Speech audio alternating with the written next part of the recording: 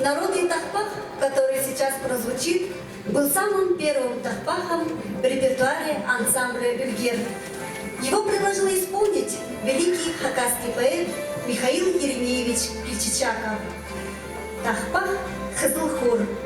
Солистка Людмила Араштаева и заслуженный артист Республики Хакасия, заслуженный артист Республики Алтай Артур Барлужаков.